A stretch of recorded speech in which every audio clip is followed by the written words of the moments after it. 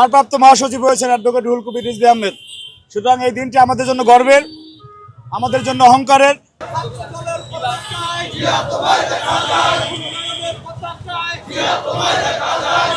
Standing কমিটিতে ছাত্রদল, মহাসচিব ছাত্রদল, ক্যাবিনেটে ছাত্রদল, সংসদে ছাত্রদল, রাজপথে ছাত্রদল, বাংলাদেশের আগামী নেতৃত্ব দেবে ছাত্রদল। এখন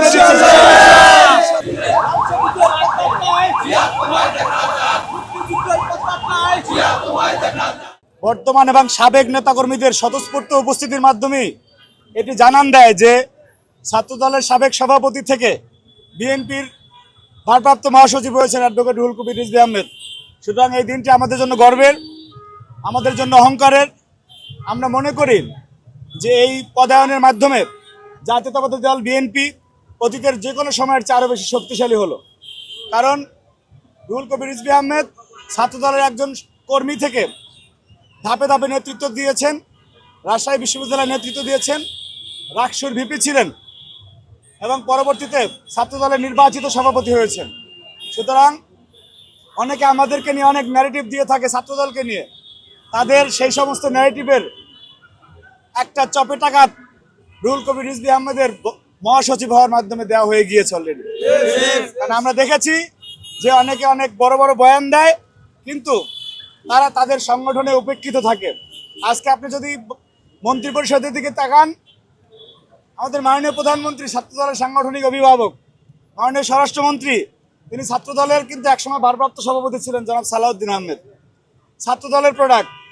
এরপরে আপনি যদি নাম বলি, অসংখ্য নাম রয়েছে, শহীদুদ্দিন চৌধুরী, এনি সুলতান সালাউদ্দিন টুকু, রাজীব হাসান, হাবিবুর রশিদ হাবিব থেকে শুরু করে অসংখ্য এমপিরা রয়েছেন এবং অনেক মন্ত্রীরা রয়েছেন যারা ছাত্রদলের তৃণমূল থেকে রাজনীতি করে মামলা হামলা জেল জুলুম এগুলি সহ্য করে পুরে পুরে খাঁটি সোনায় পরিণত হয়ে সংসদে এবং ক্যাবিনেটে প্রতিনিধিত্ব করতেছেন।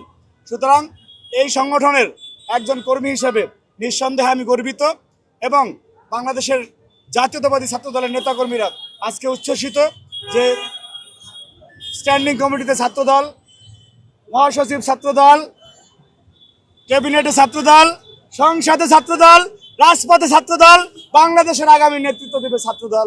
এখন ছাত্রদল হচ্ছে সেই সংগঠন যারা কখনোই তার রাজনৈতিক পরিচয়, তার আইডেন্টিটি লুকিয়ে রাজপথে কোনো রাজনীতি করে নাই। সবসময় সগর্বে, সবসময় মাথা উঁচু করে ছাত্রদলের কর্মী হিসাবে পরিচয় দিয়ে রাজপথ আন্দোলন সংগ্রামে ছিল এবং তার যে সেই গৌরবের পরিচয়, সেই গৌরবের পরিচয়ের মাধ্যমেই এক একজন রুহুল কবির রিজভী আহমেদ হচ্ছে, এক একজন সালাউদ্দিন আহমেদ হচ্ছে, এক একজন সংসদে যাচ্ছে, ক্যাবিনেটে থাকতেছে।